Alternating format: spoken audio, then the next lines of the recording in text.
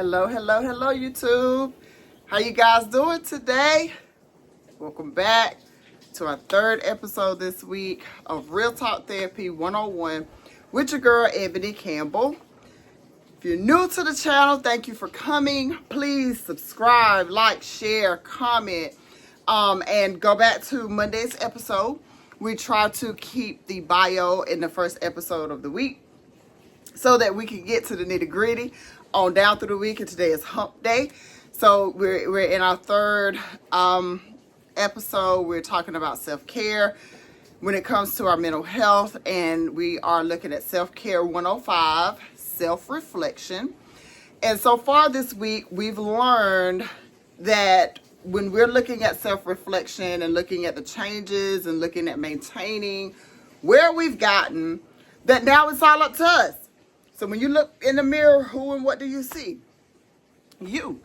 And when it's time to make those hard self-reflections and look at those things that really need to change in order for us to mentally be in a different space, a lot of times it starts with you. It's easier to say, oh, this person, or oh, I did this because this person did that, or I reacted this way because of how somebody, came for me. But sometimes we got to check ourselves at the door. Now, don't get it twisted. If people come at you in a negative way, negative kind of confrontational way, and you're not with that, then you do what you need to do. I'm all about self-preservation. You bite me, I'm going to bite back. I got teeth too. So sometimes you just got to pop out and show people that you aren't to be messed with. But there are also times where you have to look and make sure you aren't the person that's messing with other people. And that's the hardest thing for all of us to do, is to really check ourselves, check our attitude, check our tones, look at how we do things and make the changes within us. We want everybody around us to change. We want to be accommodated, but we don't want to be accommodating. And, truth be told, real talk, if you don't make the changes that you need to make, it's not going to matter what relationship you're in, what job you work on, what friendships you're in, or how you interact with people. Nothing's ever going to work out for you because the problem is going to be you. So sometimes you got to check that stuff at the door. So here on Real Talk Therapy 101, we do feature a custom-made t-shirt. We're going to jump right into that, go to our coach bag of the day, our kicks of the day, and get going in this good, healthy conversation that we have on our mental health journeys. Our t-shirt for today says self-approved. There's a heart in the background, if you can see that, and then you have the word self over your stamp of approval. Real Talk Therapy 101. And for those of you that have been with me for a little while, you can probably guess. You see our coach bag and ensemble for today, because of course I try to match.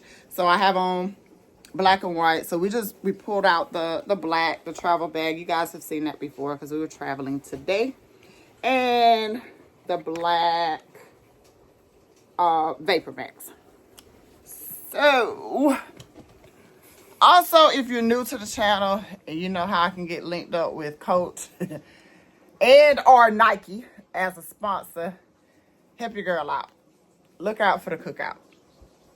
As we go and get started here. So let me get my little stuff together. All right, here we go. So on this leg of talking about, or on this particular portion of talking about self-care, self-reflection comes with being able to praise and or commend yourself, or to be able to critique yourself if you haven't made any progress with what you need. But because we're human, a lot of us seek validation and approval from people that we hang around, our family, people we're in relationships with, friends, people that we go to church with, people that we work with. On a certain level, you want to feel a sense of approval. But the thing about seeking approval from other people is that they change. So whatever they approved for you and your character 3 months ago might be something different today. So the only stamp of approval you really need to be seeking is the one from yourself. Who are you making these changes for? What are you going through these activities and working on these things for? Where are you trying to go? Because we know that people pleasing is impossible. There's no way to please all of the people that you're going to come in contact with. It's impossible. You will run yourself ragged trying to do it.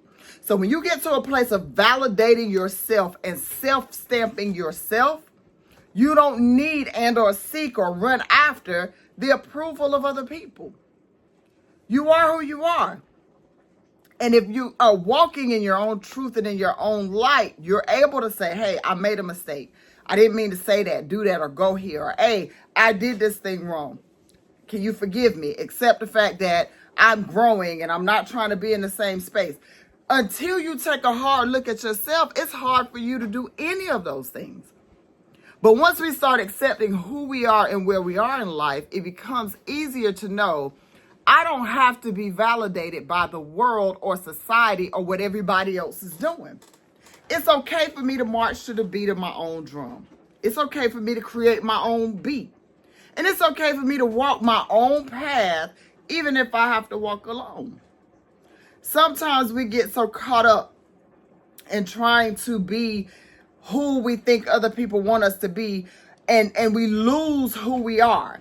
And so you go through a segment of being one way when you're at home, one way when you're at church, one way when you hang out with this set of friends, one way when you're with these cousins or these family members, one way when you're at work. And then even at work, you can switch up and try to be a couple of different people. So, if the big boss comes in, now you want to act and be a certain way. When the regular boss comes in, now you want to act and be a certain way. And when you with your coworkers, you want to act and be a certain way.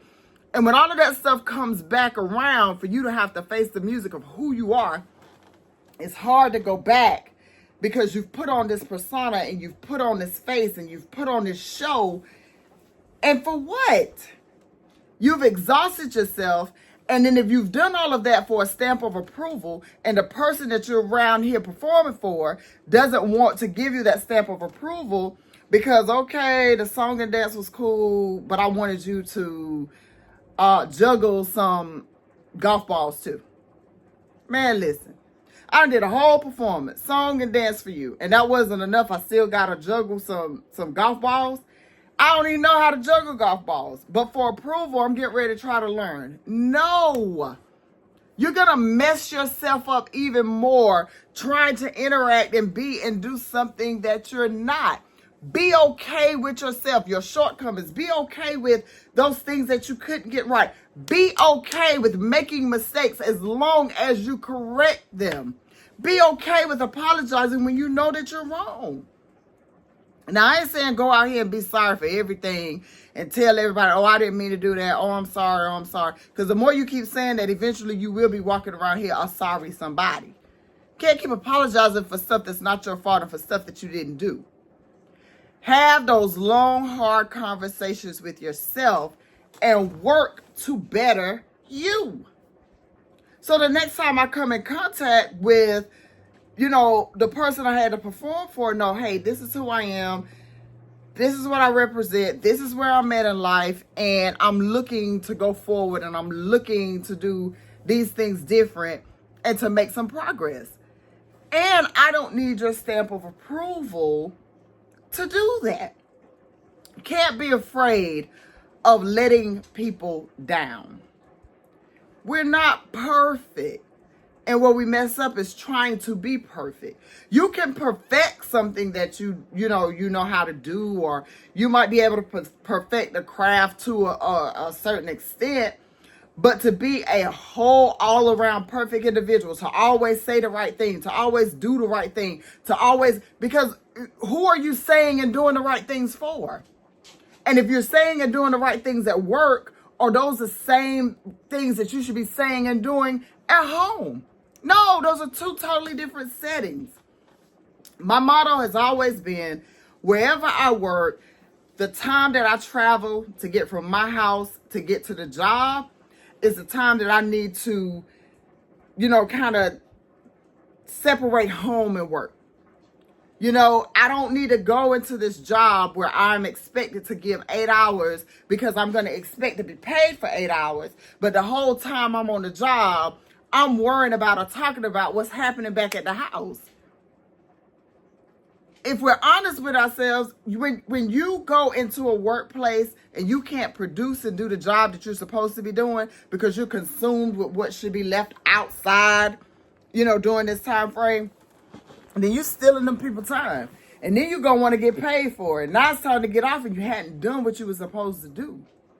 You got to learn how to prioritize and do what you're supposed to do in those time settings. And if it's not work, if it's school, you know what I'm saying? Give school that time. But what you have to do is self-reflection, is be able to say, okay, how can I make the most of my day and do the things that I need to do? That was hard for me at one point. Because if I didn't have to get up and clock in and be somewhere at a certain time, then now I'm getting up when I want to, and I'm starting when I want to. I'm stopping when I want to. But then I got deadlines to meet, and I hadn't met them because I didn't follow a schedule or develop something that would work for me in order to produce the work that I need to produce. So when you look at your individual settings, you really have to process, what it is you're going to do. You really have to spell out how you're going to go about your day. And when things come up that cause those distractions or disrupt your day, you got to be able to sit down and have those hard conversations with yourself. All right, it's lunchtime. My coworker want to talk about the case that they had that was hard for them. I don't want to do that. So how can I say to my coworker, listen, when we go back, we can talk about that. This is lunch. I'd rather not talk about work. And one of two things are going to happen. Either they can accept that and you guys can just have a conversation about life and debrief or whatever. Or if they still want to keep talking, I know this is going to be the first and last time I do lunch with you. And it ain't got nothing to do with you personally, but everything to do with me preserving the right to enjoy my break. Sometimes you got to break away from stuff. And sometimes when it's a good time for others, it may not be a good time for you. And that's a lesson that I am still in the process of learning and understanding. But it's one of the truest things that has happened in life's experiences. Just because I'm ready to deal with it doesn't mean that anybody else that was involved has to be ready to deal with it. There's a sense of professional maturity as well as personal maturity. And if we don't learn how to separate the two, we won't know how to be able to function out here in this world in a professional setting and then still be able to handle ourselves in a personal setting. One of the things about having to start over and having to do things over, my husband and I were talking about interviews and going on job interviews last night, and inadvertently we ended up doing some role play where I was the employer and I'm asking him these questions and he's the person that's applying for the job. But when you're so sure in yourself and you know what it is that you can do, when you're trying to convince someone that you are the right fit for something, when you've given yourself that stamp of approval, there's a way to present it to others in certain settings. As good as I am at this job, if I'm having to go sit across from somebody and I've got to apply for this job, I'm not going in with the cocky manner of, you will really be missing out if you don't hire me because I know all the tricks to the trade and the gambits and all of this stuff. No, I have to come in and say, listen, I'm a hard worker. I'm willing to learn it the way that you teach it. I do have this experience in it. I'm dependable. You're selling yourself. You're the product when you're on a job interview. And if you can't lock in and convince the interviewer that you're the right person for the position, then you got to go back and practice if you have to go out here and interview for a job. Sometimes we think we have it all together and we don't. And what we have to be okay with is recognizing, hey, you know what? I got to be in a place of learning this thing so that I can do this thing. I got to get in a place of learning how to go back and do some stuff over so I can get it. I got to ask somebody who has a little bit more knowledge of what it is that I'm trying to do. And now I can work on making it mine or making it work for me and give it my stamp of approval. But I don't have to sit around and wait for somebody else to validate how I feel and to validate, because if we wait for validation, you'll be waiting forever. When you go to these cities and you park places, a lot of times at the hospitals, you get a validation parking thing, and it'll say, okay, we can validate you for an hour. But if you're going to be here more than an hour, you're going to have to pay. So all they're going to do is validate you not paying for that 1 hour. After that, you got to validate the payment for how long you're going to stay there. And so the stamp of approval doesn't have to be given when you've gotten everything right. Because if that's the case, you're never going to be able to get a stamp of approval. Nobody out here is ever going to get everything right. It's impossible. Now, if you're dealing with a narcissist, they never do anything wrong. They never look at their side of what's being done. They never stop and evaluate what part they played in the situation. They'll look around and it'll be everybody else's fault.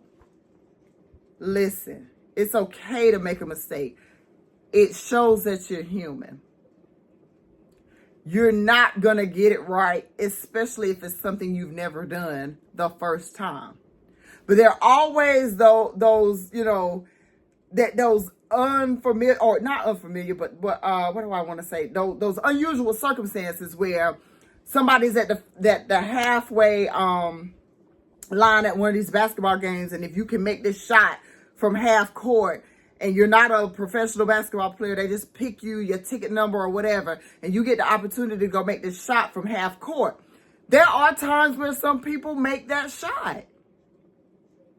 But how many times have people been given the opportunity to do this same thing and not made the shot? So sometimes it's apt to happen or not to happen more often than it does. So self-validation and self-approval comes with self-reflection. I approve myself because I'm better today than I was yesterday, and I don't need nobody else's stamp of approval or check mark or whatever. I don't care what you or how you feel about it. I know what steps I took to get up this morning and do the things that I needed to do and make it through my day. And the good part about that is nobody else had to walk my path the way I had to walk my path today. And if they did, could they have made it successfully through the way that I did? And you have to ask yourself, when you get up and the start of your day and the things that you go about your day, who do you know can walk in your footsteps and make whatever progress throughout the day the same exact way that you did? And I'll wait. Because there's nobody. And if there's somebody trying to do it the exact same way that you did it, chances are they're going to miss a step. Because they aren't you. And you aren't them. So stop looking at validation for people. Sometimes we'll ask people, hey, what do you think about what I got on? Do you like my outfit?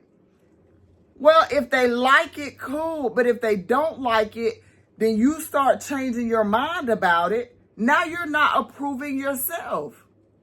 You put your outfit together. If they don't like it, so what? I just want to know what you thought about it. I'm going to put it on anyway. Because if it works for you and in your mind, then go with it. Once you start allowing people to give you their stamp of approval, you're going to be running after their stamp of approval until you snap out of it and get back to self-reflection. Because when you look in the mirror, the only person you should be looking at is you. There's a rapper, I can't remember the rapper's name now, or the song, but it's like he says, something about the girl and she's a reflection of me.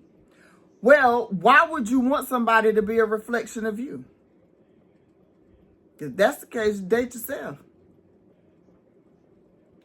We can't, and then there's another show, the theme song just came to my mind, and I know Penny was one of the, no, it wasn't Penny. I don't know what it was, but the theme song was like, we laugh alike, we talk alike, at times we even something alike.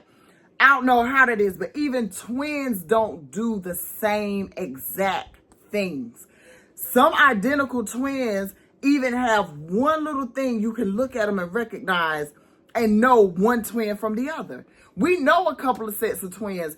I don't know one from the other until I start talking to them. But there's a difference.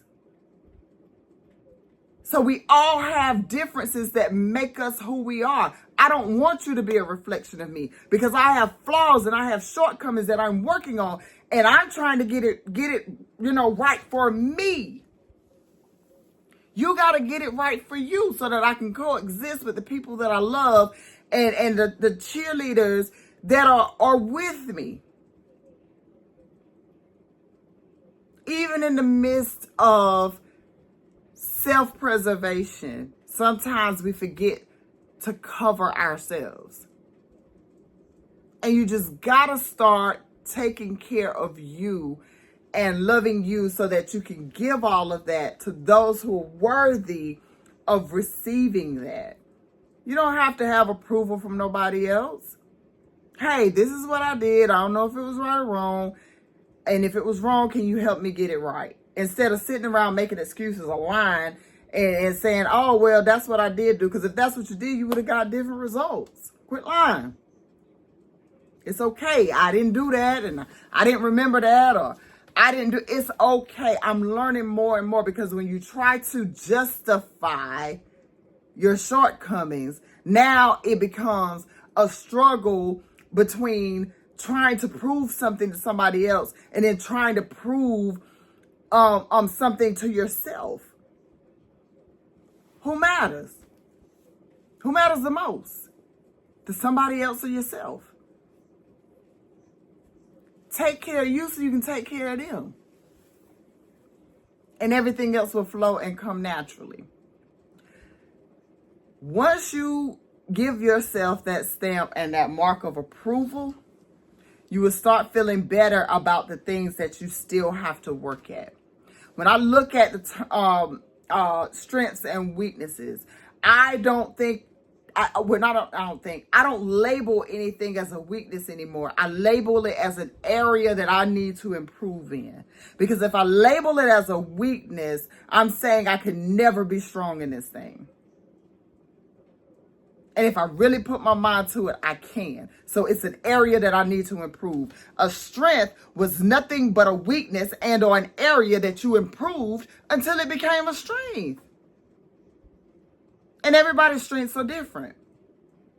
Pluto was big and based off size, Pluto had Popeye beat any day. Pluto had muscles that he didn't have to eat spinach to get strong with.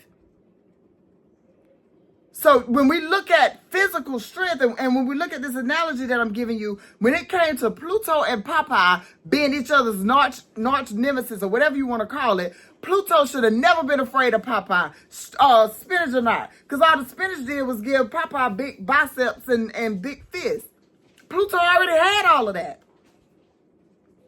Pluto lost to Popeye because when Popeye ate the spinach and sang that little song, I am who I am and all that, Pluto was so immersed in Popeye transforming that he forgot his own strength. Don't be so mesmerized by what somebody else is doing or what they got going on that you forget what lies within. Pluto should have self-stamped and approved himself, and if Olive Oyl didn't want him, he wasn't a bad-looking cartoon guy. Go over and get one of these other ladies. Why you keep chasing after Olive Oyl? She want little Popeye and eating this. You know this. Go on. It's okay.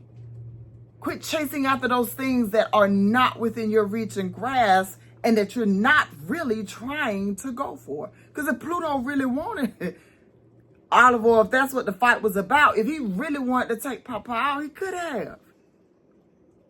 But for whatever reason, he chose not to. And those are the things that we have to look at. You come equipped with a certain set of skills that are specifically assigned to you. Tap into those. Look into those. Do that self-reflection into what works for you. And then now start pedaling and heading towards those things. Come back tomorrow. If you haven't already done so, please subscribe, like, share, comment. Remember, every Friday we feature a local entrepreneur, business owner here on the channel, and come back and join me tomorrow so you can see, you know how the old folks say in church, I'm gonna run on and see what the end is gonna be. You got to be able to see what the end of this journey to self-care and self-reflection looks like, so you can start using these things on a daily basis to improve being able to take care of yourself so that you can take care of everything else that goes on around you. Thank you so much for stopping by, and see you guys tomorrow.